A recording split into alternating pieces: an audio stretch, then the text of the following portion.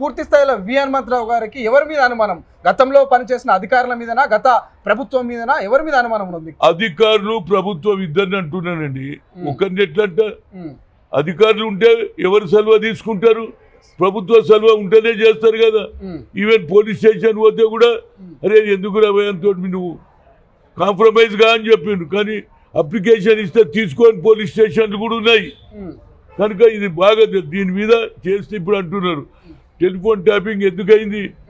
Telephone tapping రావడానికి కారణం ఒకటే, ఎవడెవడైతే భూముల మీద దందా చేస్తుండ్రో డబ్బులు ఏడున్నాయి పోలీసు వాళ్ళకి తెలిసింది. రియల్ ఎస్టేట్ బిజినెస్ లో ఉన్నాయి, ఎవడు బిల్డింగ్ కడుతున్నాడు, ఎవడు భూమి కొన్నాడు, ఈ భూమి ఎవరిదో మన తెలియాల. ఏయ్ నువ్వు ఆ భూమి చేసుకుని అగ్రిమెంట్ చేసుకున్నావట, నా సంగతి ఏంది అన్న రోజులు కూడా ఉన్నాయి పోలీసులు. కనుక పేదవానికి న్యాయం జరగాలి. ఇప్పటి కూడా ఆ భూములు పోయిన వాళ్ళు తిరుగుతూ ఉన్నారు, దారి దొరుకుతలేదు, ఎవరికి పోయినా మా చేతిలో ఏమి లేదు అంటున్నారు. మరి ఎక్కడికి పోవాలి? నాగిరెడ్డి ఎక్కడ పోయినా ఆయన రిటైర్డ్ అయినట్టు. మరి ఎవరు ఉన్నారు అప్పుడు కమిషన్లు? ఎవరు ఉన్నారు? అందరినీ ఎంక్వైరీ నామమాత్రానికి అప్పుడు సస్పెండ్ చేసిండ్రు, తర్వాత మళ్ళీ అందరు రివోక్ అయింది కదా.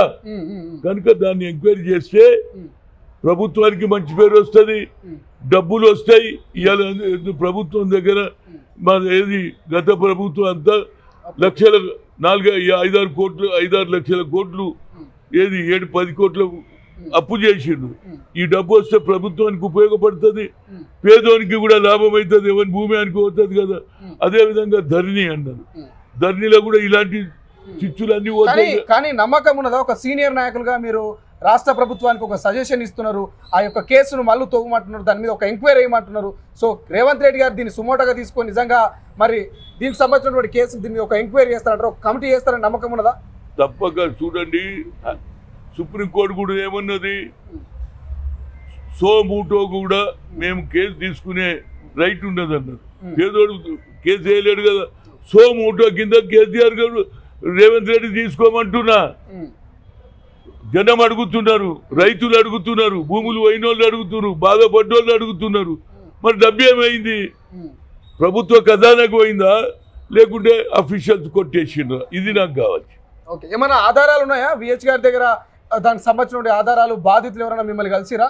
అది ఎంక్వైరీ చేసి ఇప్పుడు అనుమానం ఉన్నది, దాని మీద డబ్బులు వచ్చినాయి, కలెక్షన్ చేసిండ్రు, వంట ప్రాపర్టీ అంతా గుంజుకున్నారు. మరి ఎక్కడ పోయిందో జనానికి తెలియాలి కదండి. ఏది కూడా మాది నీట్ అయిన ప్రభుత్వం, మేము ఎక్కడ తప్పు చేయలేదని అంటున్నారా లేదా? శాసనసభ్యులు అంటున్నారు, మాజీ మంత్రులు అంటున్నారు. మరి ఎక్కడ పోయింది? అందరు నీతి మంత్రులే. మరి దేవుని కొలిసి ఎక్కడ పోయిందంటే ఎట్లా? అందరు పూజారులు అందరే మేమంతా పూజ, మాకు సంబంధం. దేవునికి వేసిన గలకేసిన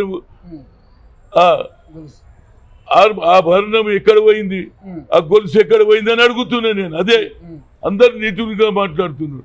అది బయటకు వస్తే ప్రభుత్వానికి మంచి పేరు వస్తుంది, పేదవానికి కూడా అరే నా భూమి ఇప్పించుండ్రా రేవంత్ రెడ్డి అని ఆయనకు కూడా పేరు వస్తుంది అనేది నా ఉద్దేశం. ఎప్పుడు కలవబోతున్నారు మరి ముఖ్యమంత్రి? నేను లెటర్ రాస్తాను, పర్సనల్ గా ఇవ్వాలని చూస్తున్న మీటింగ్ ఈ 2-3 రోజులలో ఏది పార్లమెంట్ ఎన్నికలు కంటే ముందే నేను ఈ మీటింగ్లు ఇవ్వాలి. దీంట్లో బిజీ ఉన్నా, రేపు ఎల్లుండో కలిసి ఆయనకు తప్పనిసరిగా పర్సనల్గా ఇస్తా, లేకుంటే లెటర్ ఇచ్చి మళ్ళీ ఒకసారి పర్సనల్ కూడా మాట్లాడతాను. ఇప్పుడు మీ ఫోన్ ట్యాపింగ్ అన్నారు, మీది ఎప్పుడైనా ఫోన్ ట్యాపింగ్ అయినా? మీకు ఎవరైనా ధమ్కిలు ఇచ్చిన సందర్భాలు ఉన్నాయా? చూడండి, నాది ట్యాపింగ్ ఎందుకు కాదంటే నా దగ్గర ఉన్నది లేదు, ఏం లేదు. నా ట్యాపింగ్ చేసుకొని వేస్ట్ కదా. నేను సంపాదించాలంటే సగం హైదరాబాద్ నాది, అందరికి తెలుసు. హనుమంతరావు దగ్గర ఏం లేదు. నా ట్యాపింగ్ చేస్తా. నేను భూములలో లేను, రియల్ ఎస్టేట్లో లేను, ఏది నయం అటువంటి వాళ్ళతో సంబంధాలు లేవు. కనుక నా దగ్గర ఎవరు చేసేవానికి టైం వేస్ట్ కదా. అరే ఎవరి హనుమంతరావు ఏం దాని దగ్గర ఏం దొరుకుతుంది అంటే అందు గురించి ఎవరు చేయలేదు అనేది నా ఉద్దేశం. కొందరు చేసిండ్రు, బిజినెస్ వాళ్ళు చేసిండ్రు, ఆఫీసర్ చేసిండ్రు, నాయకులకు చేసిండ్రు అని వాళ్ళే అంటున్నారు. ఎవరు చేసింది అనేది దీంతో పాటు అది కూడా చేస్తే రాష్ట్ర ప్రభుత్వానికి మంచి పేరు వస్తుంది అనేది నా ఉద్దేశం.